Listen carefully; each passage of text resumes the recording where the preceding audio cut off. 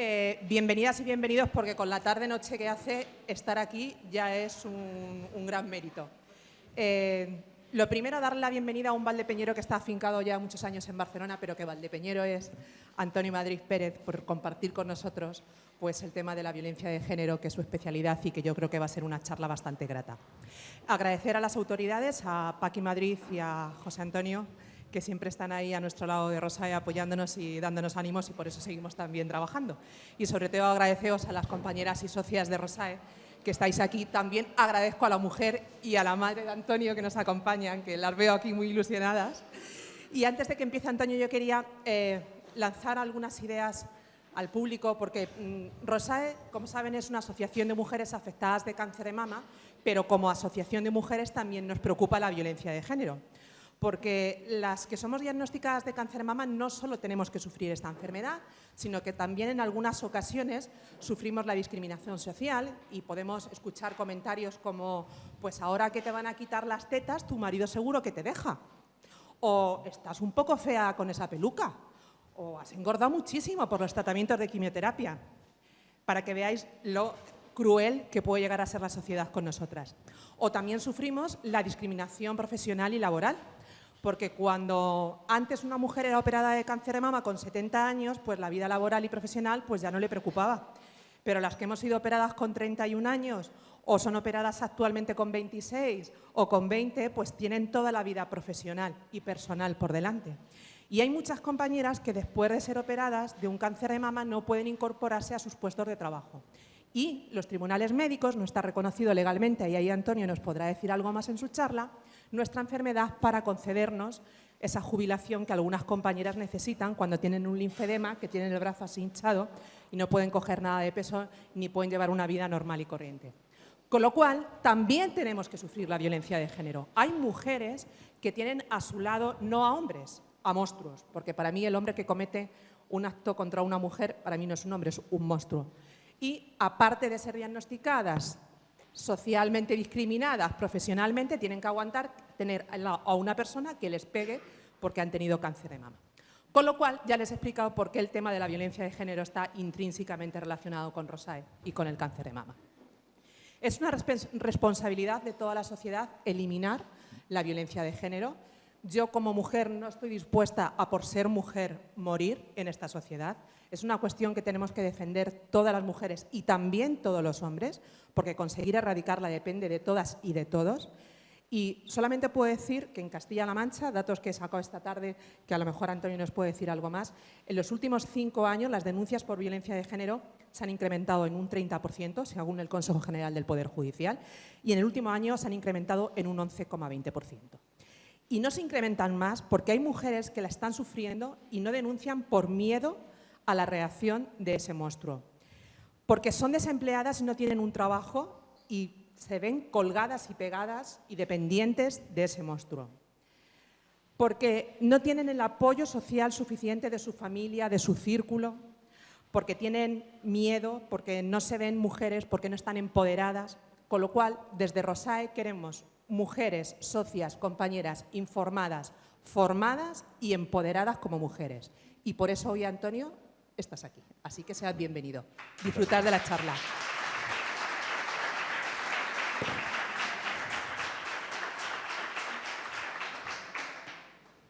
Bien, buenas tardes o buenas noches. Muchísimas gracias por venir y muchísimas gracias a Rosae por la invitación y al Ayuntamiento y a todas las personas que han hecho posible que hoy estemos hablando esta tarde sobre masculinidades, nuevas masculinidades, que básicamente es cómo ser persona, en este caso cómo ser hombre, ante las violencias de género, con motivo de la celebración del día 25 de noviembre, que es el Día Internacional contra las Violencias de Género. Yo lo que les propongo es que mi intervención dure más o menos 30 minutos, una media hora, para después tener oportunidad de dialogar, de abrir debate. En la exposición que yo haré hay temas abiertos, hay preguntas que yo iré planteando. Una de ellas, que creo que María Luisa ya la ha dejado caer, es cómo explicarnos que las violencias de género entre jóvenes, ellos y ellas, se incrementan, no se reducen, cuando se tendrían que estar reduciendo. Entonces, ese es un tema que creo que es interesante que después nos planteemos. Esta media hora que yo hablaré, y que espero que sea interesante, se va a dividir en 4 partes. Una es una breve presentación de cómo yo, nacido en Valdepeñas, llego a estar hoy aquí. Es decir, llego a hablar de temas, de masculinidades ante violencias de género. La segunda es aportar explicar de qué hablamos cuando hablamos de violencias de género, aportar algunos datos. Ese es el segundo bloque. El tercer bloque, abordar la dimensión social de la violencia de género, no solo la personal, sino también la dimensión social. Y la cuarta parte es ¿y qué proponen las nuevas masculinidades? ¿Qué es esto de las nuevas masculinidades? Utilizaré un PowerPoint, que iremos pasando las diapositivas, y espero que lo que tengo que explicar que lo transmita correctamente. La primera cuestión es ¿quién soy yo? Yo nací en Valdepeñas. Actualmente trabajo en la Facultad de Derecho de la Universidad de Barcelona, soy profesor de Derecho. Nací en Valdepeñas y aquí están mis raíces, lo que llamamos las raíces culturales, también las raíces familiares, los juegos, la familia, la escuela de las Agustinas, el internado, y a los 7 años, con mi madre, que hoy nos acompaña, pues fuimos a Hospitalet, a Barcelona y a Hospitalet. Lo que yo voy a presentar hoy no es solo un trabajo teórico, sino que tiene que ver, o intento que tenga que ver, con cómo ser persona, cómo yo intento ser persona en los 51 años que tengo. Entendiendo que esto de ser persona, para hombres, para mujeres, para personas, pues es algo que no se acaba nunca, que se acaba con el fallecimiento, con la muerte, pero que es una tarea de la vida. Entonces, lo que yo voy a explicar creo que está muy influenciado, creo que sin ello no sería posible, por lo que he aprendido de mujeres valientes. Mujeres que en ocasiones se han visto solas, se han visto condenadas socialmente por decir basta ya ante situaciones de violencia de género, por decir esto no es amor, esto no es lo que quiero para mí ni para mis hijos. También lo que he aprendido, lo que he podido a veces imitar, porque es importante imitar los buenos ejemplos, es importante imitar a las buenas personas. Y buenas personas hay, afortunadamente, y las hay, las ha de haber. Pues lo que he aprendido de amigos, de mi pareja, de personas que se han afrontado, que han vivido situaciones de violencia y que han dicho, bueno, ¿y cómo tiramos adelante? ¿Cómo mejorar el mundo en el que en el que vivimos? Y por último, lo que he aprendido de un grupo de hombres que nos llamamos, en catalán sería Homes en Diàleg, en castellano es Hombres en Diálogo, que es un grupo de hombres que abordamos las cuestiones de nuevas masculinidades. Con el tiempo, hace tiempo, surgieron grupos de hombres que nos reunimos para hablar de la vida familiar, de preocupaciones, y uno de los temas es la violencia de género. Cómo construir masculinidades, cómo ser hombre, pues, como luego explicaré, no justificando las violencias, no ejerciéndolas, evidentemente, y apostando por modelos de relación que apuesten por la igualdad y por el respeto.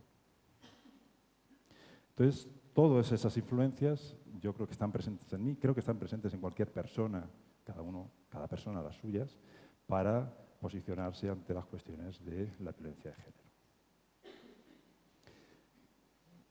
Como saben, este acto se enmarca en la celebración del Día Internacional contra la Violencia de Género.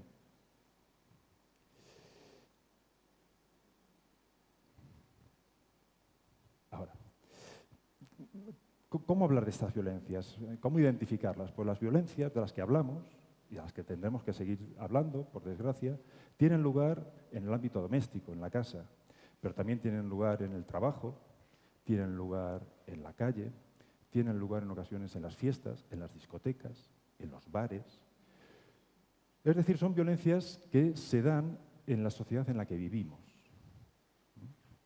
y que, y eso es muy importante, que construimos entre todos y todas.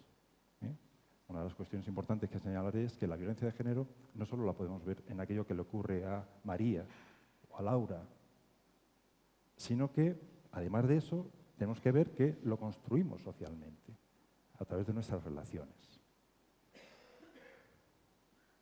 Y las violencias afectan, de las que estamos hablando hoy, a mujeres, pero mujeres que son trabajadoras, que son esposas, que son parejas, que son exparejas, que son madres, que son compañeras, son hijas, son hermanas, son abuelas, son amigas. Es decir, personas, mujeres, con las que tenemos relación. Porque a veces decimos mujeres y hacemos una abstracción. Yo creo que es muy bueno, es positivo decir, pero ¿de quién estoy hablando? Porque las violencias se ejercen sobre personas concretas, no se ejercen en abstracto. Afecta a mujeres jóvenes, a personas, mujeres mayores y mujeres más mayores. No es que afecten solo a un grupo de edad de mujeres, afectan a todas las edades. Y apuntaba hace un momento que luego en el diálogo podemos abordar, bueno, y las mujeres jóvenes, las chicas jóvenes, ¿en qué situación se encuentran hoy? ¿Por qué se incrementa la violencia de género o por qué no la estamos reduciendo o tenemos dificultades? ¿Cuáles son los temas de fondo o algunos de los temas de fondo que hay que transformar para erradicar las violencias? Y las violencias de las que estamos hablando hoy son ejercidas por hombres. De eso hay que tomar conciencia. Y cuando digo tomar conciencia de las estructuras existentes en nuestra sociedad, no significa que cada uno en particular esté ejerciendo esta violencia. Pero no es lo mismo en nuestra sociedad, no es lo mismo, con independencia de mi voluntad, no es lo mismo que yo sea hombre o que sea mujer, no es lo mismo. ¿Qué tipos de violencias? Encontramos agresiones, abusos, acosos sexuales. El acoso sexual es importante identificarlo porque a veces queda como muy justificado. Es un tema entre compañeros de trabajo o en el ámbito universitario en el que yo trabajo. A veces nos cuesta mucho y ha habido un gran silencio y lo sigue habiendo cuando un profesor acosa, normalmente son personas con poder, acosa a una alumna.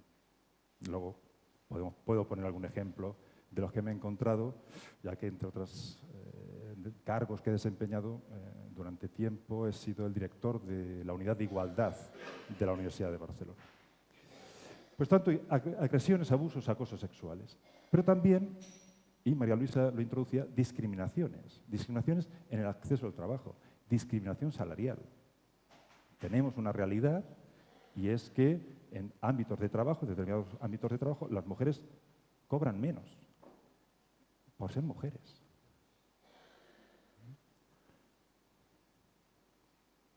Todos los estudios, tanto los autonómicos como los estatales, como los internacionales, nos indican que las mujeres se hallan en una mayor situación de riesgo de pobreza y de exclusión social. Con lo que eso supone, repito, no solo para la mujer, sino para los hijos y las hijas y para el entorno social. Y, por poner otro tipo de violencia, que creo que también hay que remarcarla, la explotación sexual. Algunos datos.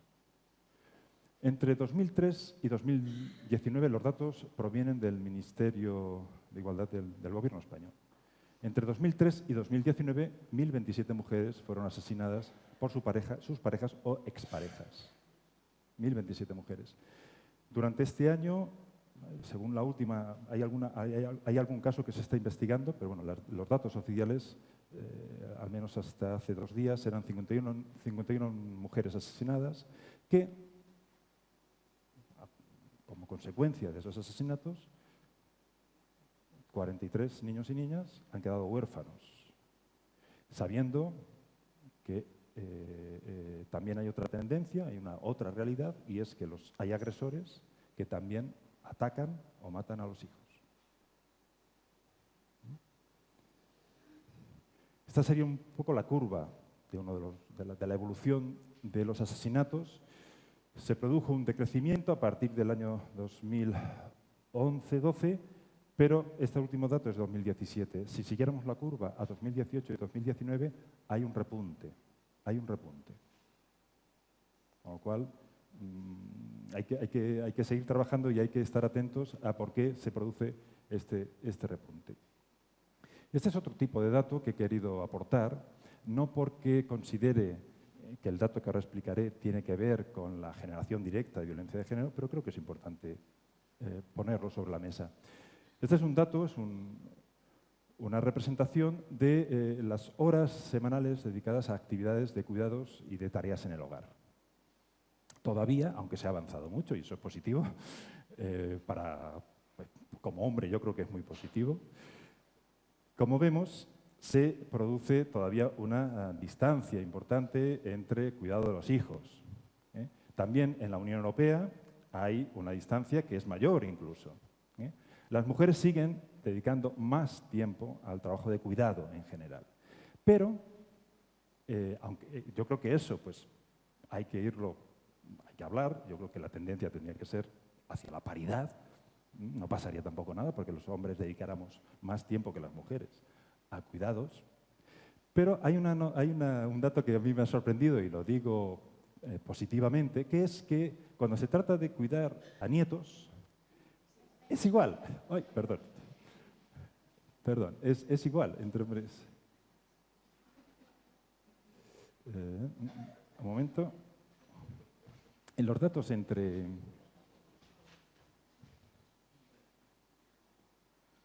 Ya está. Entre abuelos y abuelas es paritario. Y yo creo que está muy bien. Creo que es un buen ejemplo porque parecería que es un dato no esperado. Diríamos, oiga, pero si no eran nuestros mayores unos hombres que no nos invalida, pero a nivel de los datos que tenemos de cuidado. Y creo que es importante también, en estos temas que estamos hablando, también aportar, orientar hacia dónde hay que caminar, identificar los problemas, pero cuando hay buenas noticias o noticias que nos permiten pensar que progresamos, eso es importante ponerles de relieve también. Bien, el tercer bloque, lo que voy a presentar son algunas ideas que creo que son importantes para entender la violencia de género contra las mujeres. Las violencias afectan a la víctima, eso no hay duda y creo que de eso no tenemos que olvidarnos. La violencia tiene lugar sobre el cuerpo de una mujer, sobre la psique de una mujer. Eso es importante. Pero, al mismo tiempo, hay que entender, y creo que perderíamos elementos importantes si no los identificáramos, que también afecta a las familias, que afecta a los hijos, afecta a las amistades. En términos de mal, el mal que supone la violencia de género no se circunscribe a la víctima. ¿Por qué digo esto? En nuestra sociedad, y hay modelos políticos y modelos económicos que nos llevan hacia ello, tendemos a individualizar las cosas. Te pasa a ti, te pasa a ti, me pasa a mí, te pasa a ti. Pero nos cuesta bastante entender el nosotros. Nos pasa a nosotros. Y los cambios, eso es lo que llamamos la privatización de la experiencia del sufrimiento. ¿Por qué es importante entender el nosotros? Pues si me pasa a mí y queda individualizado, te pasa a ti y queda individualizado, ¿cómo comunicarlo a la otra persona? ¿Cómo comunicarlo? Entonces es muy importante recuperar, defender la idea del nosotros. La violencia de género no solo es, que lo es, una afectación, un mal hacia la persona, hacia la víctima, hacia la persona agredida, sino que también tiene todo un efecto de mal, dañino, mucho más amplio, y es importante, por tanto, tomarlo como lo que es, como un problema social.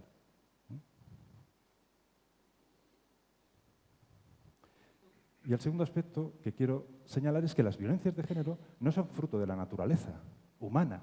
Sabéis que a veces hay personas que dicen, es que yo soy así, es que tengo esa tendencia. Un filósofo, un pensador de los años 60, pero que era muy actual y que creo que sigue siendo actual, que era Monje Cartujo. Monje Cartujo. Se llamaba Merton. Era británico y acabó en Estados Unidos. Merton, ante esa frase de decir, es que soy así, es que es mi tendencia, decía, no, fuera cuentos. Lo importante no es cómo lo que tú tiendes, lo que te sale, sino lo que haces con eso. No sirve como excusa. No sirve como excusa. A veces se tiende a pensar que, bueno, esa persona es así. Pues no. Las violencias no son fruto de la naturaleza. No son fruto del azar, de la mala suerte. No son fruto de la mala suerte. Por tanto, hay que enfocarlas.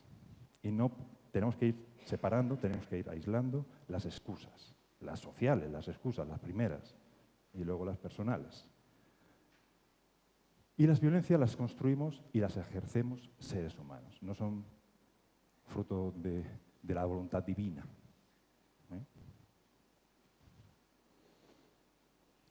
Si esto es así, enfrentar las violencias de género es una responsabilidad personal. Yo creo que la responsabilidad personal de lo que hacemos cada uno hay que identificarla. Pero al mismo tiempo es una responsabilidad social. Lo que hacemos hoy en día, hoy aquí, el acto convocado es expresión, es una organización social que, es decir, convocar un acto para hablar de estas situaciones. Y también es una responsabilidad institucional. Somos las instituciones. Yo comentaba anteriormente que, entre otras, no sé si aventuras en las que me animé a hacer, soy concejal en un pequeño pueblo. Soy concejal de un grupo independiente en un pueblecito donde vivo de 2.000 habitantes. Bueno, pues es una responsabilidad institucional cómo abordamos las situaciones de violencia de género. ¿Cuál es la buena noticia? Porque es importante tener buenas noticias. Pues la buena noticia es que está en nuestras manos conseguir relaciones personales y sociales libres de violencias. Que la violencia no es un destino que no pueda evitar, sea hombre o sea mujer. No, la buena noticia es que lo podemos evitar. Y ese es el objetivo que se ha de luchar, porque se ha de luchar conjuntamente hombres y mujeres. Yo creo que es muy importante defender la idea de que es conjuntamente hombres y mujeres los que conseguiremos en nuestras relaciones, en nuestra acción pública, no divididos sino unidos, transformar estas realidades. Ante esto, ¿qué dicen las nuevas masculinidades? Y ya entro en el último bloque. ¿Qué entendemos por nuevas masculinidades? Yo creo que si lo explico de la forma más sencilla, sería de la siguiente forma. A personas, es mi caso, pero hay muchos casos, si yo pienso en los referentes masculinos que yo he vivido, que yo he tenido más cerca, pues hay aspectos de esos referentes masculinos que yo los rechazo, no los puedo asumir, no los quiero. Porque me han hecho daño a mí, porque han hecho daño a personas a las que yo quiero y porque yo no quiero dañar a personas a las que quiero. Por tanto, esos aspectos de esas masculinidades, esos aspectos no los quiero y los rechazo. Yo creo que a muchos hombres, al menos cuando yo hablo con los amigos y hablamos en la asociación de hombres en diálogo, pues eso aparece. ¿Significa eso que me tengo que cargar todo? No, hay personas muy buenas, pero sí que las nuevas masculinidades identifican aquellos elementos, aquellas actuaciones, aquella forma de relacionarse que no queremos. Que no queremos. Y eso es muy importante señalarlo, el primer paso hacia a nivel general lo dieron las mujeres para decir, así no. Y eso es muy importante ponerlo en la mesa. Propongo un segundo modelo, un segundo tema para luego el debate, si queréis, y es si hemos conseguido en la sociedad actual que los hombres y las mujeres, en este caso vamos a hablar de los hombres, que no son violentos, que no son dominantes, que no se quieren imponer, hemos conseguido que los veamos como hombres atractivos. ¿Se entiende? O sí, ahí tenemos tarea pendiente. Si hablamos de chicos y chicas jóvenes, o hablamos de las películas que ven, las canciones, pues ahí yo creo que tenemos aún más recorrido. Pero eso lo dejo apuntado. ¿Qué entendemos por nuevas masculinidades? Hay dos distinciones. La primera es que esas nuevas masculinidades critica lo que vamos a llamar el modelo hegemónico tradicional. Es decir, aquello que nosotros heredamos en sus elementos negativos. ¿Qué elementos son negativos? La violencia, la dominación, la necesidad de dominar, la voluntad de superioridad. Eso, que a veces en términos coloquiales se dice, bueno, es ser macho alfa. Bueno, pues eso, las nuevas masculinidades dicen no. ¿Por qué? Porque esas características son contrarias a relaciones igualitarias. Pero las nuevas masculinidades tampoco proponen una masculinidad, un ser hombre como ser persona acomplejado. No sé si nos situamos y decimos el modelo pagafantas. Pues las nuevas masculinidades tampoco proponen eso. Por tanto, no proponen ni el pagafantas, el tonto. A veces dicen, es que es muy bueno, y otro dice, bueno, es tonto. Pues no, eso no se propone, porque eso no es atractivo. Y tampoco, evidentemente, pues lo que se rechaza, lo que se violenta, lo que se quiere cambiar, lo que se dice no lo asumo, es los modelos, los elementos de una masculinidad tradicional que son negativos, que identificamos como negativos, pues porque no favorecen relaciones igualitarias y porque sí que en los estudios los hallamos presentes en las violencias.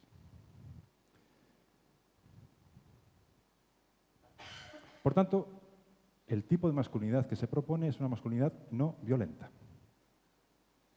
Es que esto yo con 2 tortazos lo aguanto, lo resuelvo. No. Por tanto, rechazo a la violencia, ya sea física o ya sea psíquica. A veces es mucho más sutil, mucho más dañina a veces la psíquica. Apuestan por relaciones igualitarias, es decir, personas en igualdad. Y cuando hablamos de personas de relaciones igualitarias, como después diré, pueden ser relaciones diversas. Pueden ser relaciones diversas.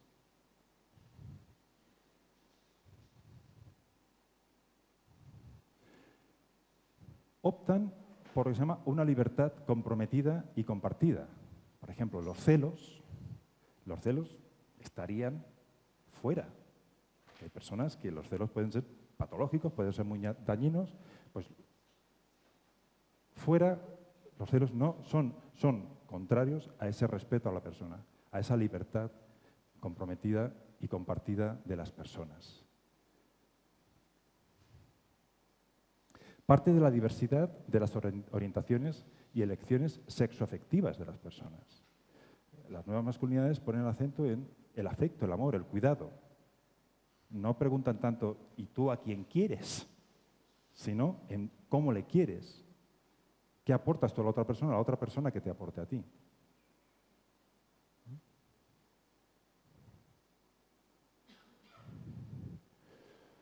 Por tanto, decimos que las nuevas masculinidades lo que identifican es el respeto hacia la otra persona.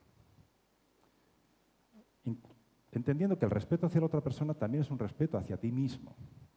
Denigrar a la otra persona, machacar a la persona que tienes al lado, o a la que no tienes al lado, pero a la otra persona, por ser mujer.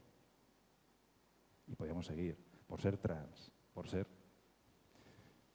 Es también ir contra tu propio respeto, contra el respeto que tú te tienes como ser humano. Hay una pregunta que no vamos a resolver hoy, pero es en el centro de el qué soy yo, ¿qué ponemos?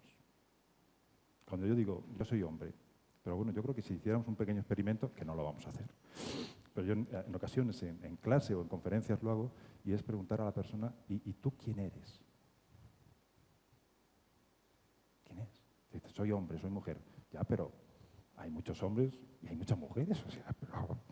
¿Tú quién eres? ¿Cuál es tu historia? ¿Cuál es aquello que es esencial a ti? Pues en eso de qué es esencial a mí, normalmente cuando rascamos aparecen aquellas personas a las que quiero, aquellas personas que me quieren.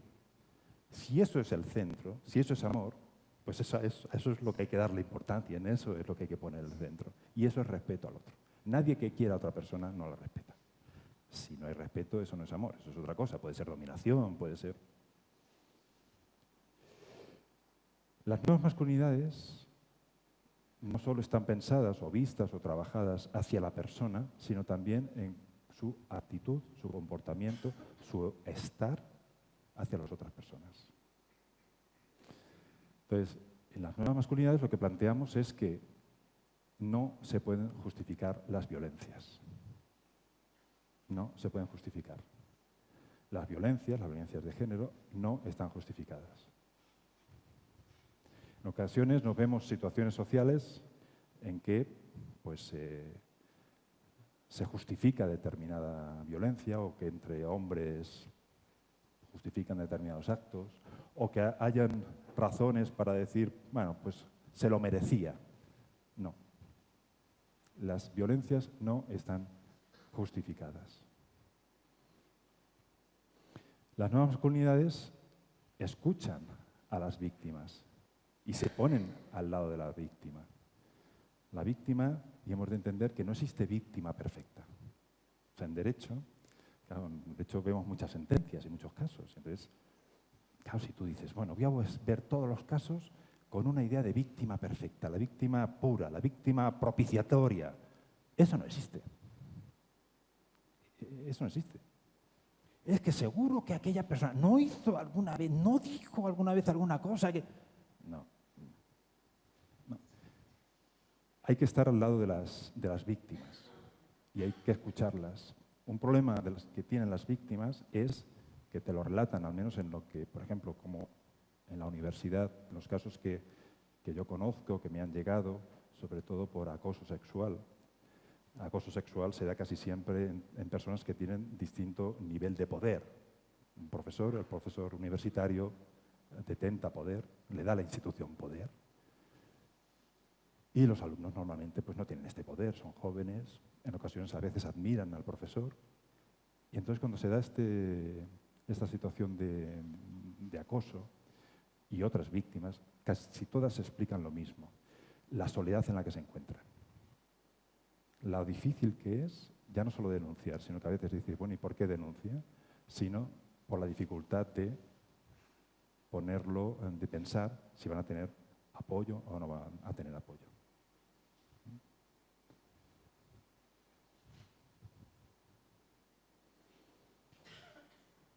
Esa nueva masculinidad es valiente, no transige con los violentos, no mira hacia otro lado. En ocasiones, ante situaciones de violencia, apoyar a la víctima en el ámbito del trabajo, en el ámbito social o en el ámbito familiar, pues puede suponer una dificultad de decir, es que me voy a enfrentar a otra persona, es que me va a generar una incomodidad, me va a generar malestar. Bueno, pues hay que ser valientes. Y no mirar hacia el otro lado. No mirar hacia el otro lado significa que ante situaciones de violencia pues hay que posicionarse. Porque si no, callar, mirar hacia otro lado, pues permite, justifica que aquellas personas o aquellas estructuras que ejercen, que favorecen que se ejerza la violencia, pues les permite, les favorece que sigan haciendo. Y es inevitable tomar conciencia crítica de que cómo se construyen y se reproducen históricamente las violencias en las que los hombres han participado y participan. Eso significa, como decía al inicio de la exposición, de la conferencia, y ya estoy acabando, que es importante tomar conciencia de que vivimos todavía en un modelo social, en un modelo político, cultural, que no es igualitario, es desigual.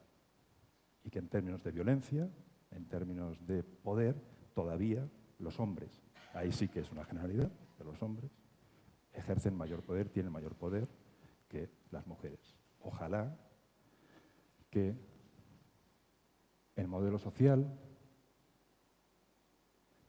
hacia el que vamos sea igualitario. Para eso, acabo con estas dos ideas. La historia no está escrita. La vamos a escribir nosotros y nosotras y las generaciones futuras. No solo preparamos, estamos hablando de lo que estamos hablando hoy, no solo estamos hablando de otras personas, de nosotros, estamos hablando de qué mundo, qué sociedad dejamos para las personas que van a nacer, las personas o que ya son pequeños, ¿cómo les vamos a dejar el mundo? ¿Cómo le vamos a dejar lo más cercano? Y el reto que tenemos por delante es poner en el centro de nuestras relaciones el respeto, la igualdad, la solidaridad, la valentía y el rechazo a la dominación y a la violencia. ¿Para qué sirve todo esto? Pues todo esto sirve para lo mismo que sirven ideas que han marcado nuestra historia social y política, como la idea de libertad y la idea de igualdad. Sirven para intentar caminar hacia esas ideas. Ojalá que algún día todo eso lo tengamos realizado. Por ahora intentemos caminar hacia esas metas en sociedades más igualitarias y más felices. Muchas gracias.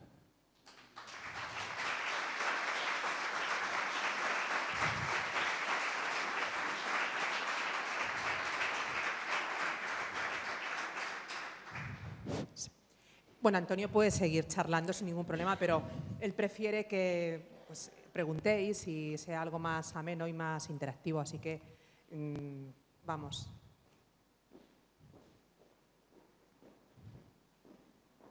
Gracias. Has terminado con varios valores éticos que durante un tiempo yo creo que sí que se trabajaban en la escuela, pero que reforma tras reforma educativa se van eliminando, y a mí me parece que ese es el motivo por el que la violencia se genera cada vez más entre la población juvenil. No sé si esto tiene relación o no, o es una creencia solo mía. Era eso. Sin duda que lo hacemos así. María Luisa, yo creo que esa es una cuestión muy importante, la cuestión de los valores. Yo cuando hablamos de valores siempre intento pensar en dos cosas. Una, ¿qué valores estamos proponiendo a las personas y a nosotros mismos? Respeto, igualdad, solidaridad, libertad. Yo creo que los chicos y las chicas, si les hacemos una encuesta, eso saben que son lo que hay que hacer. Por tanto, no es un problema de que no supieran contestar el examen, lo saben. Yo creo que la dificultad o el problema que tenemos es que los valores se transmiten si son valores vividos, no teóricos. Entonces, si nos planteamos en eso, en las prácticas sociales, ¿no? Es decir, no citaré autores y estudios, pero si analizamos cómo son las prácticas sociales, es muy interesante preguntarle a los chicos y a las chicas, más jovencitos, oye, ¿y cómo son las relaciones de tus mayores? ¿Cómo los veis? O analizar cuáles son los modelos de relación afectiva o sexoafectiva que están transmitiendo la televisión, las series, las canciones. Y ahí vamos un poco a lo que señalaba.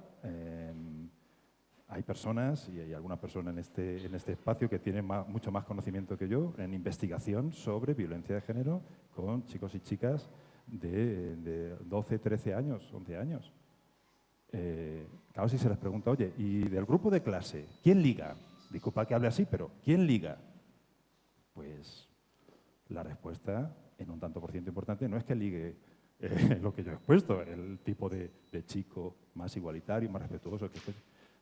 ¿Quién liga? Entre ellos y ellas. Los que ligan pues son modelos que van en contra, o voy a decir lo más positivo, que no ayudan a lo que estamos proponiendo hoy. No.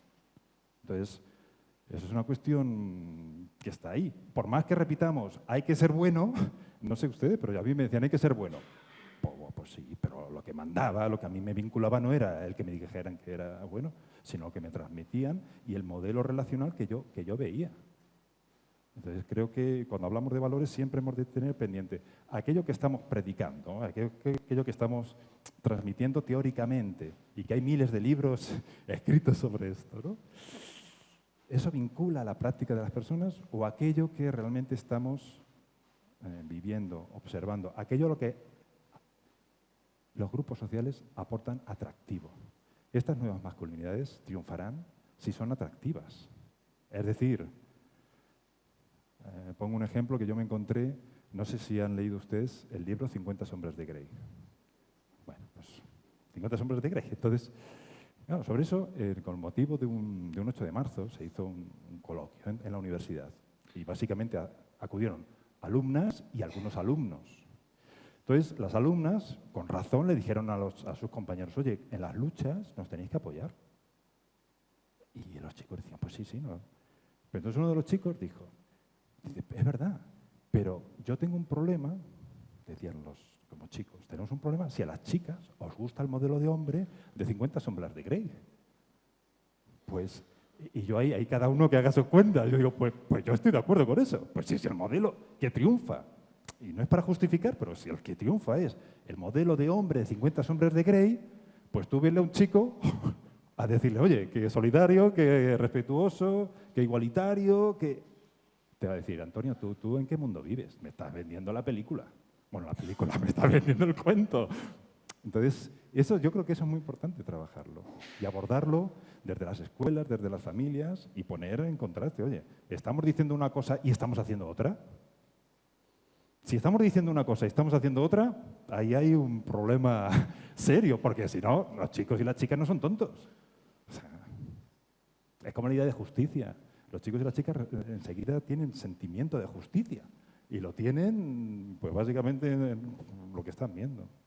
No sé si te contestaron. Pero sí, yo defiendo trabajar los valores en la escuela, etc. Pero no solo decirlos, sino hacerlos, llevarlos a la práctica.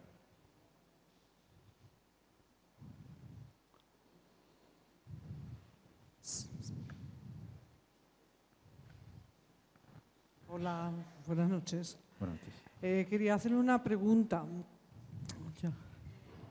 ¿Dónde hay más violencia? ¿En los pueblos o en las ciudades? Si se puede saber. Yo creo que se da violencia en todos sitios se da violencia. Lo que en ocasiones encontramos son mecanismos de ayuda que son más eficaces que otros, sistemas de protección, en ocasiones familiares, en ocasiones sociales. Pero la violencia la tenemos en todos lados y en todas las condiciones sociales, además. O sea, que no es algo privativo. También recordemos que cuando hablamos del ámbito rural, aquello ya no... Alguien decía hoy en una comida familiar, oye, que esto no es una aldea. O sea, que esto, claro, pues es verdad. No, entonces, yo creo que la violencia se da, desgraciadamente, se da en todos lados. Sí. Lo que sí que puede ser, ya digo que depende de cuál sea el tejido social en el que vivamos, podemos encontrar, y en el inicio de mi exposición yo hacía referencia a una realidad de este tipo, podemos encontrar entornos sociales que den apoyo o que no intervengan para poner remedio a las violencias o que justifiquen en una concepción, por ejemplo, de un matrimonio que hay que aguantar y hay que mantenerse. Eso es terrible. ¿Es posible? Se da que en las ciudades, pues bueno, hay más pluralidad, es verdad, pero una ciudad también puede ser más anónima y no tener personas de apoyo. Por tanto, depende en lo que usted esté pensando, yo estaría muy de acuerdo con usted, pero concretando exactamente, ¿no? Es muy importante tener redes de apoyo que digan, oye, la violencia no se justifica, eso no hay que pasar por ahí, y redes de apoyo no solo personales, sino también institucionales. Porque cuando se rompe una situación de violencia es muy difícil. Hay necesidades económicas muchas veces, hay cuestiones de asesoramiento jurídico, cuestiones de protección de la persona. En ocasiones hay que proteger, pero proteger, porque esa persona, su vida está en riesgo de muerte, o la de sus hijos.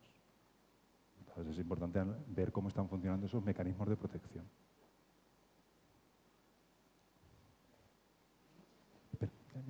¿Más preguntas por aquí? Sí, no, sí, pero el micrófono, si no te oirán. Hay mucha gente que piensa que el que salga tanto en los medios de comunicación tanta violencia, que incita más a la violencia. ¿Eso es así o es otro de los mitos que...? Esas ideas las estamos desbancando no solo en violencia de género. Tal vez les suena una, que es la última que creo que hemos derribado, que es en materia de suicidio. Ustedes saben que hasta hace no mucho, de hecho está cambiando ahora, los diarios no informaban sobre suicidios, con la idea de que si se informaba acerca de los suicidios, se animaba, se daba ideas, había más suicidios. En suicidios estamos en torno a 3.000 y largos cada año en España. Ahora se ha cambiado esa idea. Ahora lo que se está diciendo es que hay que informar, hay que hablar de los temas. Yo creo que de las realidades hay que hablar en los términos en los que sean. Tampoco diría, vamos a hacer una exageración tremenda, vamos a dimensionar, potenciando, exagerando aquello que es. Pero la realidad, con los estudios que tenemos, los datos disponibles, los análisis más micro, por localidades, pues eso hay que ponerlo al alcance de las personas, y de los temas hay que hablar. Si no hablamos, este grupo de hombres que les digo, el nombre de Hombres en Diálogo, pues la base es diálogo. O sea, si yo no dialogo, y además de formarme, informarme, pero si no dialogo con otras personas sobre lo que me está pasando, pues nos ocurre que aquello que sufrimos, en este caso, hoy hablamos de violencias de género, podríamos hablar de otros temas, pues se convierten en experiencias no comunicables. ¿Por qué? Pues porque no me van a entender, es una explicación. Otra, me van a juzgar. Otra, me van a dar de lado. Otra, le van a ir con el cuento a la otra persona y aún va a ser peor. Pero necesitamos hablar. Yo creo que es importante. No necesitamos, no sé si lo explicaré bien, no necesitamos el espectáculo. No necesitamos vender cuota de pantalla, que es distinto. O sea, hacer espectáculo es, si yo fuera periodista, hago, pues mira, si quiero tener cuota de pantalla, pues voy a empezar con Cataluña y barricadas y eso. Voy a seguir con muertes y entonces espectáculo. ¿Me importa el tema de fondo? Pues no, pero he conseguido que durante unos segundos captar la atención. Lo que hay que proponer es transformaciones más de fondo que no son de hoy para mañana, como la lucha de las mujeres y de los hombres que luchan con las mujeres para transformar esto. La lucha es muy antigua. Por tanto, yo diría, hay que hablar, no hacer espectáculo y no hacer manipulación de esos temas. Pero yo creo que hay que hablar.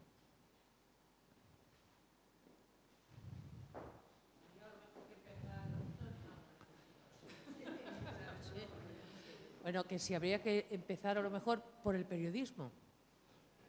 Sí.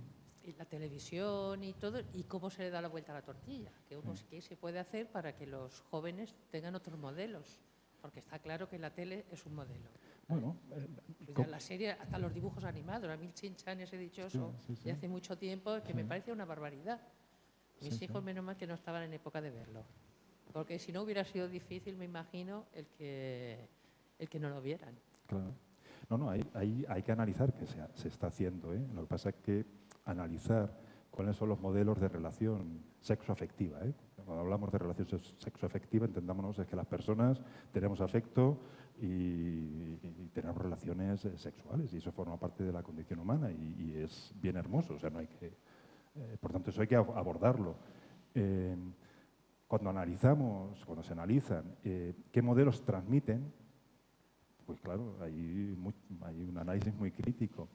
Claro, el siguiente paso es cómo conseguir que lo que llamamos la industria cultural o la industria del entretenimiento traslade modelos basados en el respeto, la igualdad, y que eso sea atractivo, ¿no? Si ponemos una película o una serie o una canción que promueva, que refleje una relación entre dos personas, que refleje estos modelos, y los chicos y las chicas te dicen, joder, vaya rollo, eso te lo vas a ver tú antes de dormir porque para mí es un rollo, pues sería un síntoma de que hay un problema o varios problemas.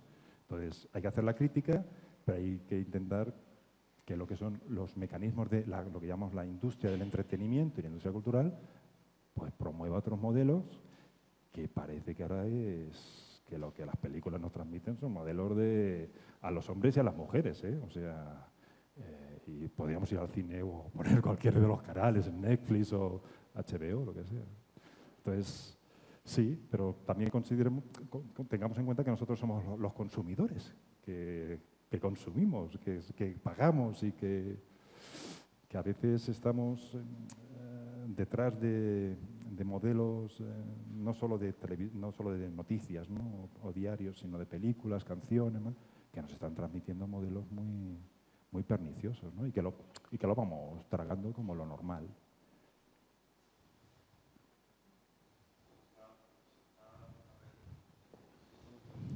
Espera, que te traen el micro. En el tema, por ejemplo, de la violencia de género, se está fracasando a nivel político, porque yo creo que la clase política y a nivel judicial llegan tarde, casi siempre se llega después de. Es un problema, es una lacra social que tenemos aquí y la tenemos. se acabó con el problema de ETA, que es un problema terrorista de máxima importancia, pero ¿por qué no se está abarcando el problema de la violencia de género desde el punto de vista político? ¿Dónde se está fallando? Yo creo que, a ver, intentaré contestar. Creo que, sin duda, lo que estamos hablando, lo que estamos comentando, es un problema político. Es un problema social, es un problema personal, es un problema político. Ninguno de esos ejes tiene todas las soluciones. Es una realidad poliédrica. Pero en todo esto que estamos hablando, ¿es un problema político? Sí, pero hablar de estas cuestiones, incluso para los representantes políticos, y me pongo ahora yo como concejal, hablar de estos temas no se puede hacer, si queremos transformar las cosas, solo como se habla de los toros desde la barrera. Es decir, cuando hablo de estas realidades, ¿estoy hablando como político? Sí, pero estoy hablando de mí también. Y si soy profesor en la escuela, estoy hablándole, pero estoy transmitiendo un modelo. Entonces, cuando hablamos de político, no sé, en donde yo vivo tenemos un gran tema con la gestión del agua. Pues si me preguntaras por la gestión del agua, pues te doy los números, el modelo, el déficit que tenemos. ¿Sobre violencias de género podemos aplicar? No. O sea, uno habla, uno transmite, ¿es creíble o no es creíble? Pues en función de cómo estamos abordando también personalmente estas cuestiones.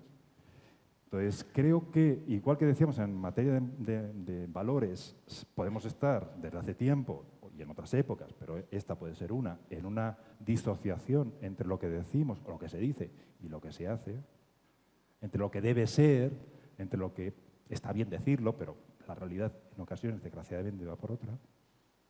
A nivel político y a nivel judicial, y ahora pondré un ejemplo, nos puede estar ocurriendo algo en esa línea. Lo tenía preparado, son 2 minutos, porque es una cuestión que a mí me llamó mucho la atención porque yo la ignoraba. La historia comienza así. Ustedes conocen un poeta que vivió hace 2000 años, más o menos, se llamaba Ovidio. Ovidio. Pues Ovidio, la mitología que leemos, que estudiamos, que nos gusta, a quien le guste la mitología, pues bebe de Ovidio. Y Ovidio también escribió un libro que todavía hoy se edita, que se tituló Ars Amatoria. Todavía hoy se edita y es citado en algunas sentencias judiciales del Tribunal Supremo. ¿Y qué tiene que ver Ovidio en el Ars Amatoria con sentencias del Tribunal Supremo? Pues pasa lo siguiente. Hay sentencias del Tribunal Supremo que citan a Ovidio, lo estuvieron citando en los años 90 y los primeros años del 2000, para decir lo siguiente. Ya decía Ovidio, vis grata puellis. Es decir, ya decía Ovidio que a las mujeres jóvenes la violencia, cierta violencia les resulta grata. Pero, ¿qué significa eso? ¿Cómo persiste 2000 años en la historia del derecho? En Italia también se utilizó. Entonces, qué es lo que querían decir esto? Bueno, este es el último artículo que he preparado, en un libro homenaje a un magistrado del Tribunal Supremo de penal, de materia penal, en derecho penal. ¿Qué decía Ovidio? ¿Qué decían estos jueces del Supremo? ¿Qué convicción había en su cabeza? ¿Qué creencia? No discurso político, sino creencia. Creencia es un elemento cultural, arraigado, personal y colectivamente, o culturalmente. ¿Qué decía? Pues para entenderlo me fui a ver un manual actual de cómo ligar. De cómo ligar. Es algo que la gente... Entonces, un manual que había escrito un señor, no di el nombre, pero que tiene 2 millones de seguidores en YouTube. 2 millones de seguidores. Yo en la vida tendré 2 millones de seguidores. En nada. O sea, 2 millones de seguidores. Evidentemente, pero quítate 2 millones. O sea, ¿no puede haber 2 millones de tontos? ¿O sí? Bueno. ¿Qué decía este señor que publicó un libro en Espasa Calpe, una editorial seria, con el título del libro Sex Crack, el crack del sexo. Libro que tuvo mucha venta. ¿Qué decía? Pues este hombre también citaba a Ovidio y citaba esa frase, vis grata puellis, la violencia que es grata a las mujeres. ¿Para qué lo decía?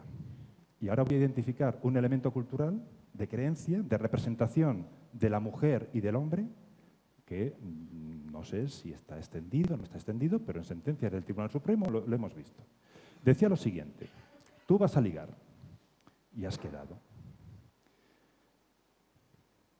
Y le dice al hombre, tú eres como un lobo. Dice así. Dice, entonces, la otra persona es como, podéis pensar, una oveja. Ovidio utilizaba la imagen, era la imagen de un ciervo. Entonces, en ese libro, que es de 2009, decía, bueno, tú insistes. La persona puede decir, no, no quiero. No, tú insistes. Y si no, se marcha, si no huye, te la comes. ¿Por qué decían esto por qué recogían a Ovidio? Porque los magistrados tenían que decidir cuándo, ante una situación de agresión o de abuso, la mujer había consentido o no había consentido. Históricamente, y no estoy hablando de tantos años, a la mujer se le pedía, digo la mujer porque era en el 80 y tantos, 90% de los casos, podía ser hombre, podía ser, pero era mujer.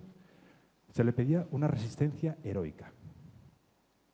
Si no había resistencia heroica, se entendía que había consentido. ¿Qué era resistencia heroica inicialmente? Pues podía ser la muerte, podía ser una puñalada, podía ser una agresión, una marca. Conforme pasaron los años y la sociedad fue cambiando, se fue exigiendo menor resistencia. Pero todavía se sigue exigiendo, año 2019, resistencia seria e inequívoca. Entonces, el Tribunal Supremo utilizaba esa expresión para decir, es que claro, es que tengo la duda de si ha consentido o no ha consentido. Y esa idea se aplicó en la primera sentencia del juicio de la manada, en el voto particular. Eso es lo que había en la cabeza. Habíamos cambiado las leyes. Las habíamos cambiado. Y bueno, sabéis, hemos cambiado muchísimas leyes. Y España tiene un ordenamiento jurídico, oye, es bueno, hay mucho por hacer, pero técnicamente, bueno, eso está muy claro. Sin embargo, en la mentalidad de las personas que interpretaban los hechos, se decía, ¿y si ha consentido? Por eso el movimiento feminista cambió el lema. El no es no, lo cambió por sí es sí. Entonces, ¿cómo cambiar eso? Pues no solo es cambiando digamos, la ley, las políticas que se han de hacer y se han de potenciar, sino también haciendo un trabajo más de fondo, más de cultura, más de modelo relacional. Y ese es uno de los grandes temas jurídicos que tenemos planteados. ¿Cuándo estamos ante un libre consentimiento de una relación y cuándo no? Entonces, hay que cambiar los modelos, que es lo que más cuesta, los modelos de relación con la otra. Y acabo, no solo en los hombres, también las mujeres. Cuando digo hombres y mujeres, es personas que se relacionan con personas. Tanto me da que sea hombre con hombre, mujer con mujer. Las personas que se relacionan con personas. Eso, si una persona adopta una posición de dominación y cree que eso es lo que corresponde, pues claro, eso hay que cambiarlo. Entonces, adelante los... Al hilo de esto que comentas, sí que me parece muy interesante y sí me gustaría saber a qué conclusiones llegáis este grupo de hombres en diálogo, porque partiendo de la base de lo que dices, que el respeto y la igualdad es para mí esencial en una sociedad en la cual debemos ser iguales mujeres y hombres, y al hilo de lo que le estabas comentando a José Antonio, la justicia, las leyes no se imparten solas, las imparten, ¿y quién las imparte hasta ahora en nuestro país en los órganos principales de justicia? Los hombres. Entonces, lo que tenemos que plantearnos también las mujeres es que las mujeres no nos podemos quedar en nuestras casas esperando a que los hombres nos lleven el dinero, la comida y casi el aire. No. Las mujeres, desde que nacemos, en nuestros círculos más pequeños, que son las familias, tenemos que ser educadas exactamente igual que los hombres y ser capaces nosotras, igual que son los hombres, para llevar y para, digamos, trabajarnos todo lo que necesitamos en nuestra vida. Porque mientras que las mujeres no seamos conscientes de que eso lo tenemos que llevar a la práctica, la sociedad española seguirá faltando respeto e igualdad. Porque siempre habrá un ser humano, que casi siempre es la mujer, que dependerá de otro, que es el hombre. Entonces, desde vuestro grupo de hombres en diálogo, ¿qué planteáis? Porque yo creo que el cambio de la sociedad tiene que partir no ya desde los políticos, que disculparme, pero mi confianza en los políticos es la que es a día de hoy. Creo que los grandes cambios sociales y culturales y en este aspecto de violencia de género tienen que partir desde el ámbito familiar. Y como tú bien decías antes, si hay una serie que es machista, si la ponen es porque hay gente que la ve. Vamos a partir de nosotros mismos y de nosotras mismas para no verla y que esa televisión la quite o se tiene que cerrar o se tiene que cambiar de línea editorial, pues que cambie. Entonces, ¿qué pensáis ese grupo de hombres en diálogo? Sí, una de las cosas más difíciles de hacer es que podemos tener claro lo que no ha de ser. Y eso creo que lo tenemos bastante. O sea que es difícil, pero puedes tener claro cuando hablas con jóvenes o cuando hablas contigo mismo o cuando hablas con las conversaciones con personas que tienen 40, 50, 60 años o 70. Puedes tener claro lo que no. Pero hay una pregunta que hay que hacer. Bueno, ¿y si así no? ¿Cómo? Porque reinventarse no es como cambiar la rueda de un coche o como utilizar una harina distinta para hacer el pan. Es mucho más complejo. Entonces, el reto que tenemos es identificar, digamos, los elementos negativos, los elementos que dañan, los elementos que no hacen más feliz a las personas, pero al mismo tiempo hemos de construir modelos, por eso la cuestión del atractivo. Si profundizamos más, aparece la cuestión del deseo. ¿Qué es lo que deseo? Y entonces ahí hay una gran cuestión a nivel internacional, desde hace tiempo y a nivel de nuestro país, que es la revolución del amor. Entonces, la revolución por el amor, pero en revolución eso sí, social y político. Entonces, ¿qué se entiende? Pues uno de los elementos es que ojalá que en las relaciones familiares, en las relaciones de pareja, pues la cuestión de quién va a cuidar, pues estuviera balanceado en función, pues eso, de decir, oye, no por ser hombre o por ser mujer, sino teniendo igualdad de oportunidades y de expectativas, tomar la decisión de si asumimos el trabajo de cuidado, y tomar la decisión de cómo nos lo repartimos, y si en una etapa el hombre hace más, o dedica más horas, o dedica menos horas, pero en igualdad. Para conseguir eso, efectivamente, hemos de conseguir igualar, dar oportunidades y una igualación material y de expectativas entre las personas. Una buena noticia de entrada, pero tendremos que ver qué efecto tiene, es que en la judicatura ahora ya hay, no en el Supremo, sino en juzgado de primera instancia, instrucción, hay más mujeres que hombres.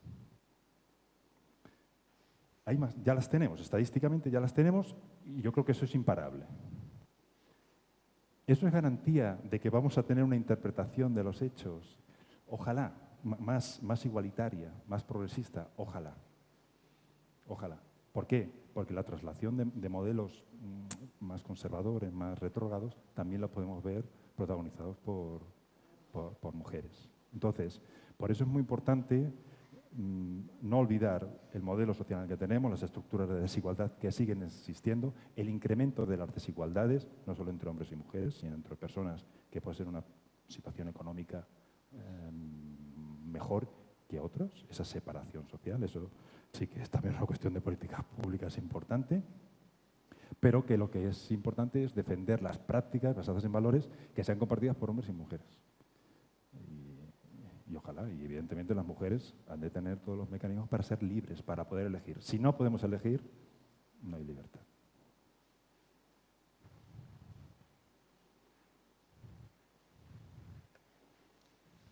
Antes has comentado lo de que hay como un incremento de violencia de género en la juventud. ¿Es posible que los chicos se sientan amenazados por las chicas? Me refiero. Tanto en el instituto, que bueno, se empieza en el instituto, como en la universidad, las mujeres han aumentado muchísimo, incluso en carreras típicamente masculinas, como son las ingenierías. ¿Se sienten ellos amenazados para un futuro? ¿Pero en qué sentido amenazados? Pues en el sentido de que dentro de X años o de 2 generaciones son ellas las que van a estar arriba y no ellos. No. Yo al menos Porque esto no deja de ser poder de uno o de otro lado. Yo a mí lo que me llega no es tanto esto como una preocupación, no teórica, sino práctica, acerca de cómo relacionarse. Es decir, en lo que yo he expuesto, el modelo de relación está basado en el respeto, en el reconocimiento de la otra persona y no he dicho la sinceridad, pero lo podría decir. Es decir, que has de estar con una persona, ahora me estoy situando en gente más joven, has de estar con una persona porque quieres esa persona, pero, digamos, y eso sí que desde el grupo de hombres lo tenemos claro, el engaño no está justificado. O sea, estar con una persona y dice, no, pero estoy contigo, pero me lo monto con otra o con otra por cuando me viene. Eso, salvo que sea acordado, eso hace mucho daño. Entonces, eso sí que observamos por parte de comentarios de chicas y de chicos que a veces cuando plantean sus relaciones las plantean con total libertad de decir, oye, hoy estoy con una persona, mañana estoy con otra. En eso, si hay respeto, no hay más problema. El problema es cuando hay un cierto compromiso, generas un vínculo con la otra persona espera que haya un respeto, que haya un reconocimiento y uno de los dos, y ahí sí hay chicos que te dicen, es que yo no quiero, lo que antes te decían chicas, yo no quiero ser tratada como un trapo. Hay chicos que te dicen, yo no quiero ser tratada como un trapo. Entonces, eso es parte de una preocupación que hay. También es verdad que el modelo relacional ha cambiado, pero no, porque los celos, por ejemplo, ¿qué es el amor? Además de edad, amor. O sea, ¿cómo no solo, sino ahora estamos hablando más de chicos jóvenes, chicos y chicas jóvenes. ¿Qué entendemos por manifestación de amor?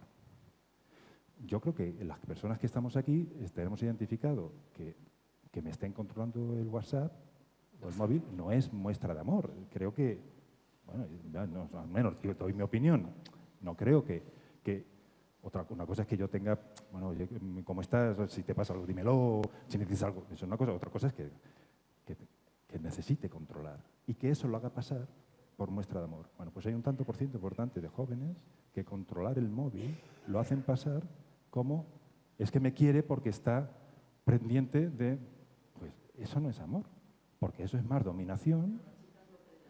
Claro, pero es que lo que estamos hablando, por eso es muy importante, sin olvidarnos las raíces de los problemas y las desigualdades, ¿no?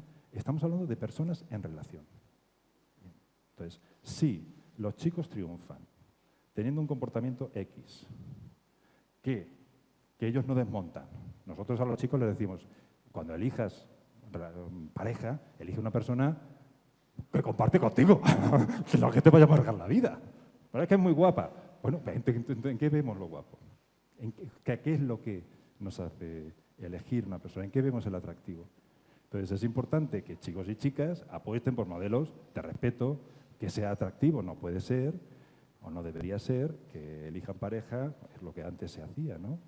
Lo que hay gente que antes hacía, o un modelo social que antes hacía, y era muy común entre hombres comentarlo. Bueno, esta persona para ser madre de mis hijos, pero para pasármelo bien otra. Pues eso es una locura, eso es una locura. Eso no lleva a ningún buen, desde la perspectiva que he estado explicando, no lleva a relaciones igualitarias. Entonces, los chicos jóvenes con los que yo hablo de estos temas, ahí hay una preocupación por... Y en cuanto a hombres igualitarios, hombres en diálogo, lo que hablamos es esta realidad. Entre nosotros hay distintas opciones sexuales, ¿no? Y lo que planteamos es la necesidad de, pues eso, de elegir personas que hablemos el mismo lenguaje y el mismo respeto y que sea recíproco, porque si no, no funciona.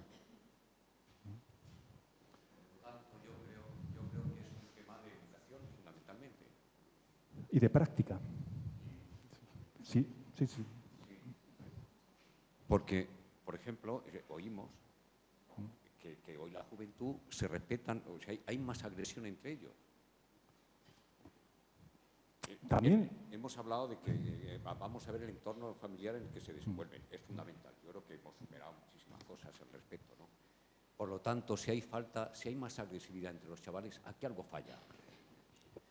Y como todo se edifica desde la base, desde el principio, yo creo que es cuestión de educación en los críos pequeños, que llegará una generación y que esto se haya erradicado, si no en una totalidad, porque siempre habrá un porcentaje que no será Sí.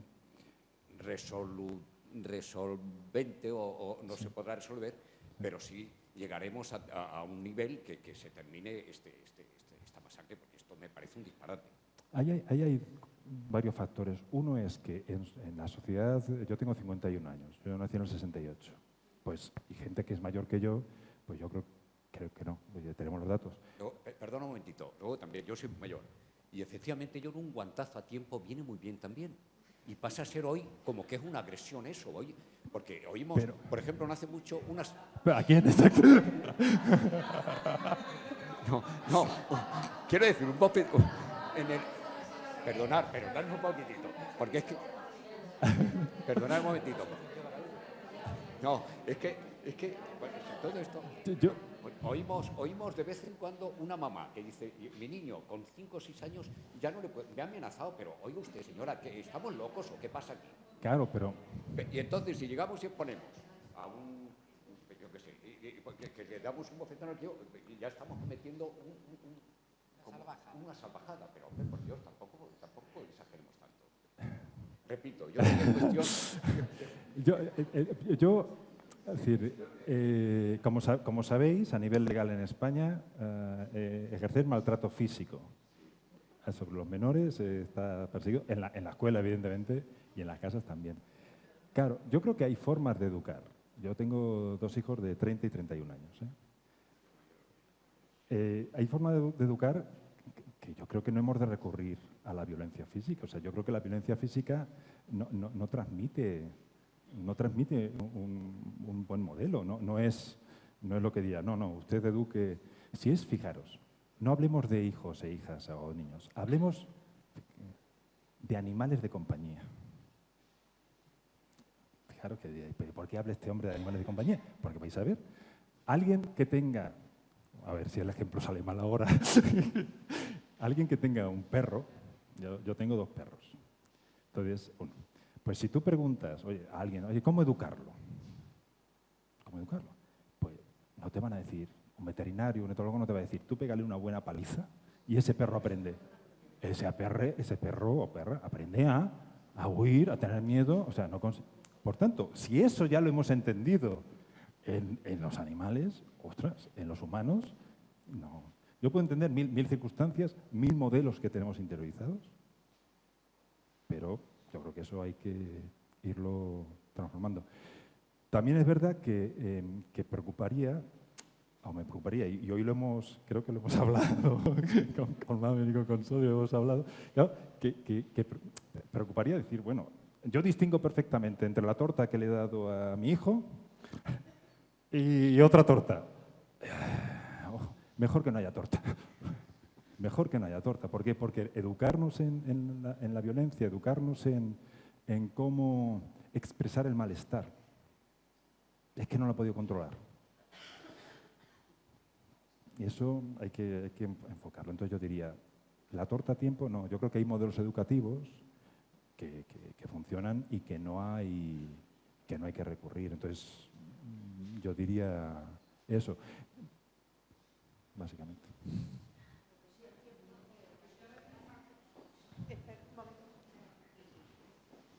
Que lo que sí es cierto es que la sociedad ahora es mucho más permisiva y indudablemente en las familias se tiene que luchar, o sea, tienes que ir a contracorriente con los chicos porque al final mi hijo tiene, el amigo tiene, yo no, y ya te está exigiendo a ti que también quiere. Entonces, esto también es una cuestión no solo educación en las familias, en la educación, la sociedad tiene mucho que decir ahí y es que modelos son tan difíciles en una familia ahora adquirir modelos precisamente por eso, porque es que estás en la calle continuamente luchando contra todo lo que hay y eso...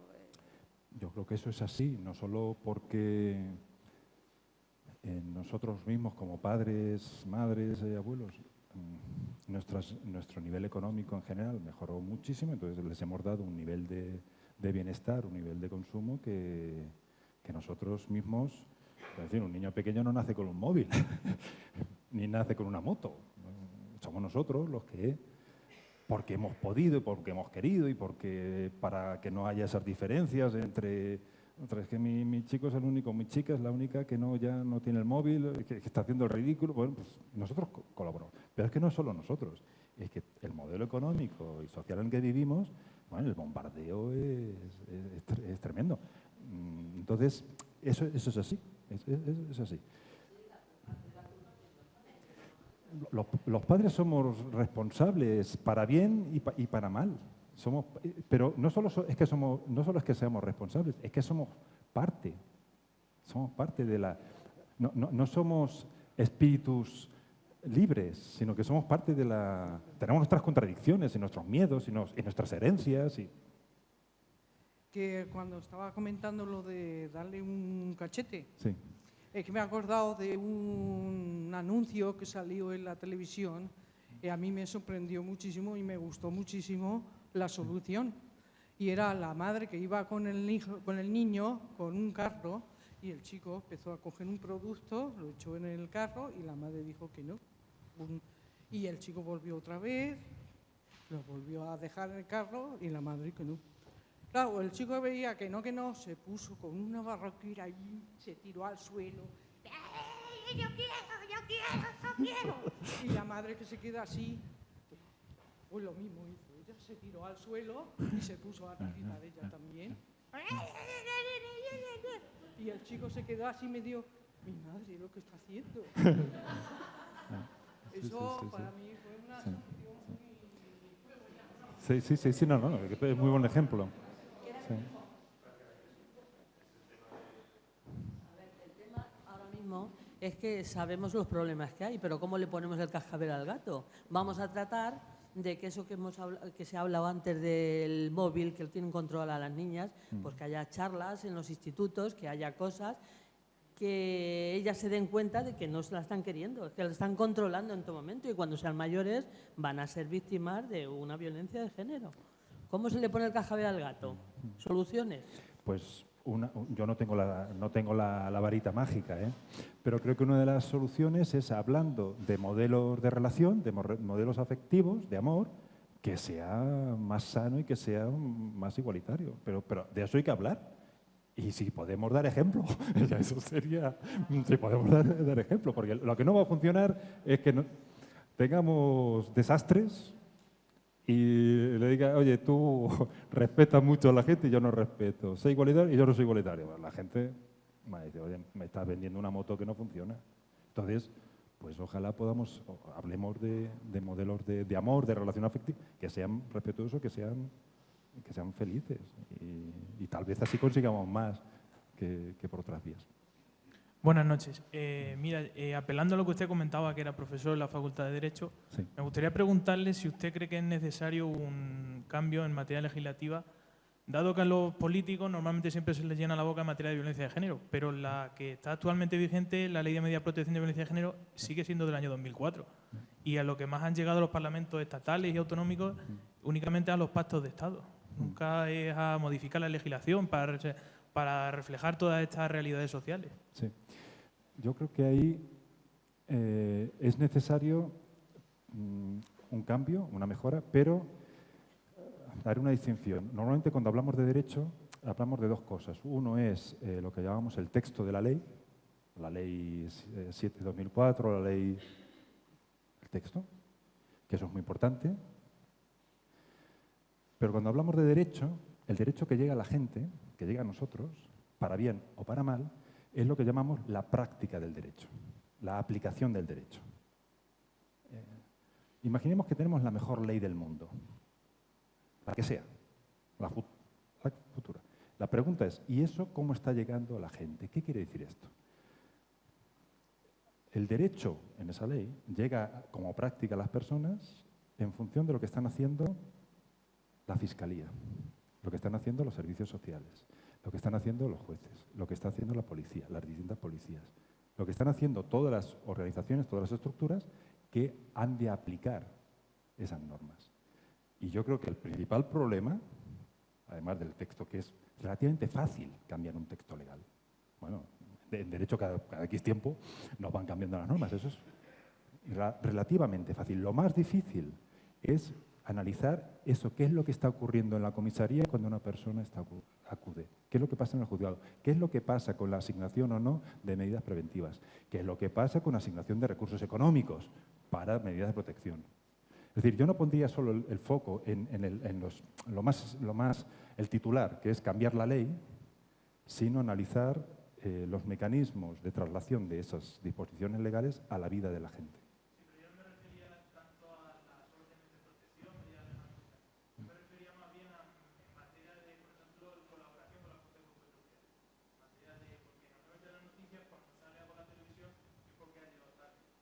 Claro. Claro. Pero cuando ves, rasques en el tema, dices, ¿y por qué ese policía ha llegado tarde? ¿Quién no le ha dado la orden en el tiempo? O sea, esos mecanismos nunca los vamos a resolver solo cambiando la ley. Necesitamos compromiso de las personas, responsabilidad de las personas.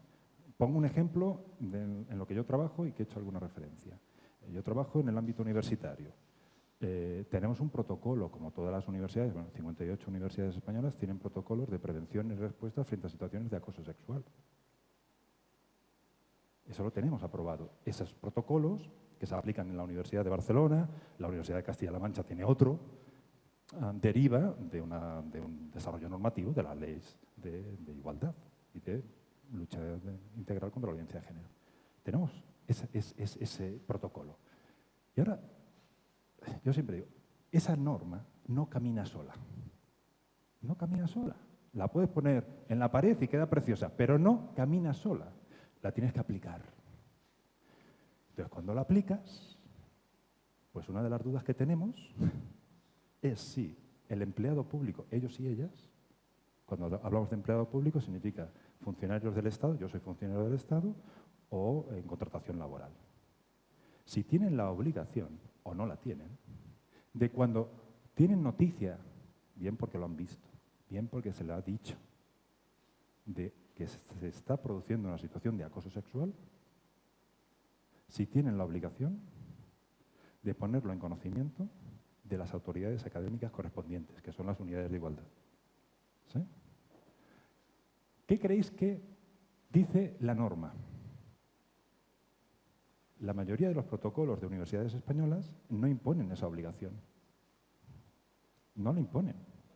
Entonces, cuando te encuentras, y ahora paso a la experiencia personal, te encuentras que has de abordar una situación de acoso, porque te lo ha testificado la víctima, vas a buscar a la compañera o el compañero. Universidad de Sevilla, sentencia firme. No, pues sentencia firme no, que ha sido recurrida. Sentencia. Entonces, ¿qué te dicen los compañeros o compañeras? Una parte de ellos, no todos. Yo no testifico. No. O cuando no protegen a quien está acosando. ¿Por qué? Porque normalmente, en un tanto por ciento importante de casos, quien acosa tiene mayor poder. Es el débil, normalmente, una cosa. Entonces, no quieren complicarse la vida, pues que en ocasiones son directores de departamento, vicerrectores, etc. Entonces, ¿cómo cambias eso? Pues además de tener el texto legal, necesitas valentía, compromiso y aceptar que lo mismo te vas a complicar la vida. Y casi siempre te la complicas. Entonces, por eso digo que el derecho es norma como texto escrito, pero para mí es muy importante, es práctica. Práctica es aplicación, es llevarlo a la práctica. ¿Cómo resolvemos ese tema? Usted hacía una pregunta. ¿Cómo resolvemos la situación de las personas que están en situación de violencia? ¿Cómo contribuir a hacer eso?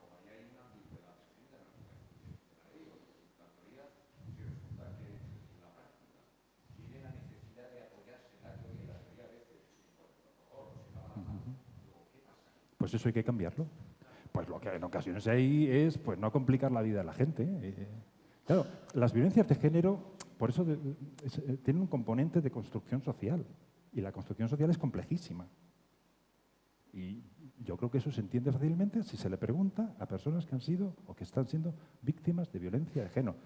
Pregúntenles, que les explique no la ley y el marco teórico, no, la experiencia vital. de quién reciben apoyo, de quién no reciben apoyo, cómo son tratados. Y en ocasiones hay muy buenas respuestas y hay situaciones fantásticas. Muy bien, eso es lo que debe ser.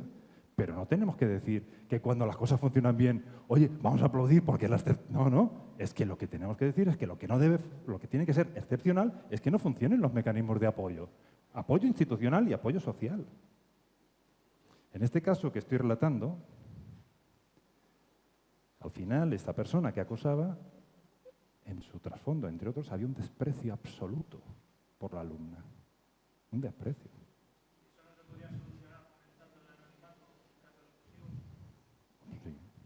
Sí, pues yo es lo que defiendo. Quiero decir, hay una parte, pero no lo aceptan los protocolos universitarios, por ejemplo, no digo otros, la denuncia anónima no te la aceptan en ocasiones. Yo creo que hay que fomentar, dar noticia. No, pero lo puedes hacer por otra vía. Los jueces en estos momentos ya lo están aceptando, aunque los jueces en la carrera judicial no tienen protocolo contra el acoso sexual. Tú lo puedes hacer porque está la obligación de persecución de delito. Y el acoso estamos hablando del acoso, el acoso es un delito. Y además, yo ahora la cuestión es muy técnica, pero lo que yo estoy diciendo... Ah, perfecto. Sí, perfecto. Yo no estoy diciendo, no estoy defendiendo, no me estoy situando en la obligación de denunciar. Me estoy situando en una obligación de comunicar. Comunicar es alertar, dar noticia de que eso está pasando. Ahí es donde, en ese ámbito concreto que yo estoy diciendo, yo creo que ese cambio lo tenemos que dar. En fin, es un debate...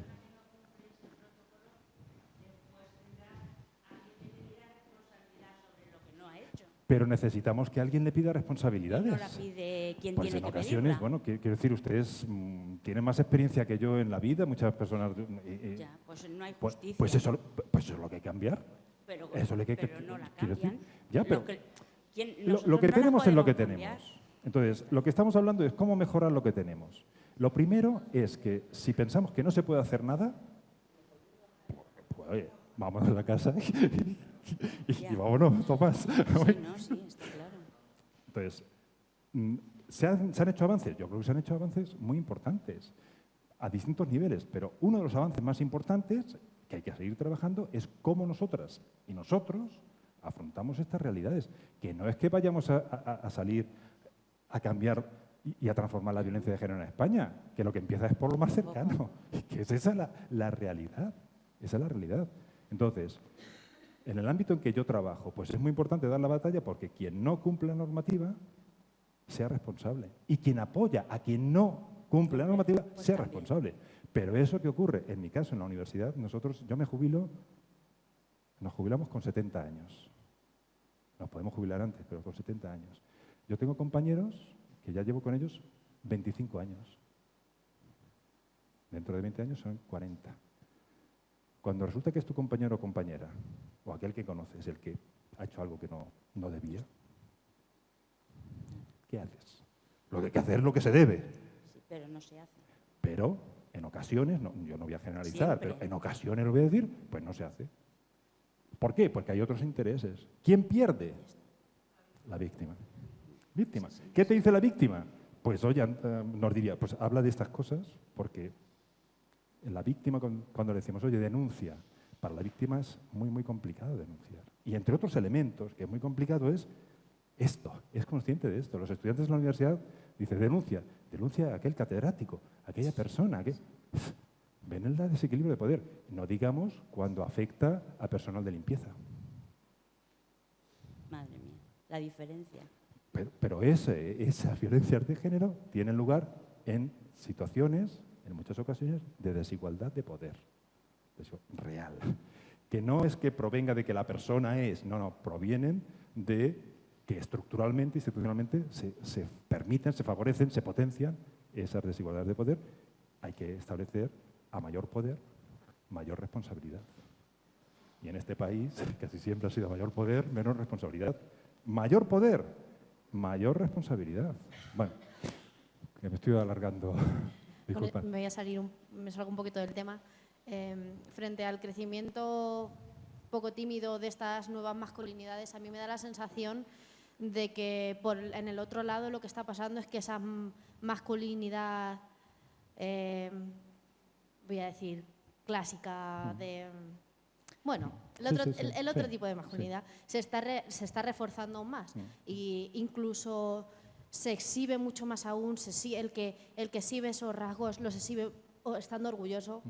Yo tengo mi teoría de por qué esta reacción, pero quisiera saber desde tu punto de vista, desde el punto de vista de este grupo que dices que os reunís, si os habéis planteado cuáles son las razones detrás de este auge que se supone que debería ya estar superado y cuál planteáis que es el papel de los hombres y de estas nuevas masculinidades frente a esos roles.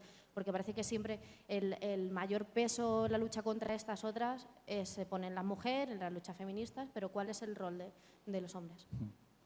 Yo estoy de acuerdo en que esa otra masculinidad, la masculinidad, digamos, más tradicional,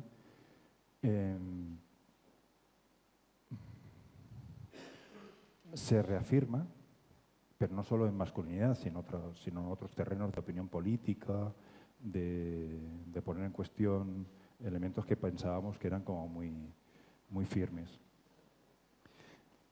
Ahí ya tendríamos que hablar de lo que está ocurriendo en Europa a nivel social y político y que ha llegado a España en los últimos 2-3 años, pero que en Alemania, en Francia, en Reino Unido, en Polonia, en Hungría, en Rusia, está desde hace mucho tiempo. Hay, en ese sentido, si la pregunta fuera, lo utilizo retóricamente, ¿se produce una cierta involución o hay riesgo de involución? Sí, yo creo que en parte estamos en una situación de involución. ¿Qué hacer ante eso? Yo creo que una de las cuestiones muy importantes es, sin negar y sin limitar las luchas de los colectivos y las luchas por el reconocimiento de aquellas diferencias o aquellos elementos que son característicos de los grupos, creo que es muy importante establecer estrategias de acción conjunta y de reivindicación conjunta. Y en este caso yo creo que la unión entre personas, hombres y mujeres, que están de acuerdo en la lucha por valores de igualdad contra las desigualdades, eso hay que potenciarlo. Pero desde el reconocimiento. Yo he dicho antes que las nuevas masculinidades, al menos como las entendemos, no se quedan con una masculinidad tradicional en los elementos negativos y tampoco se quedan en una masculinidad pagafantas. No se quedan en una masculinidad acomplejada, no se quedan en una masculinidad que se le dijera, has de estar pidiendo perdón toda la vida. Eso no lleva nada a ningún lado. Entonces, yo creo que mi apuesta o mi propuesta es acción conjunta. Acción conjunta clara con estos elementos y sin olvidar de dónde venimos, sin olvidar que no estamos en una situación, digo, estructural y social de igualdad, y eso es así. Y por más que uno diga, yo es que soy igualitario, ya, de acuerdo, pero estamos en una situación, como dijéramos, que en España no hay desigualdades económicas. Pues las hay, oiga, las hay. Por más que yo en mi entorno familiar, pues oye, estemos todos más o menos iguales. ¿Eso significa que en tu sociedad donde vives no hay desigualdades? Claro que las hay. Y de eso nos tenemos que hacer conscientes. Entonces yo diría que es importante establecer estrategias de acción conjunta, no segmentar, lo cual no va en contra de las luchas de colectivos, pero no segmentar. Si segmentamos, perderemos.